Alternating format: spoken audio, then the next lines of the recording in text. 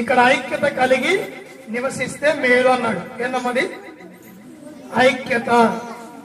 ఐక్యత అంటే ఏమ్మా?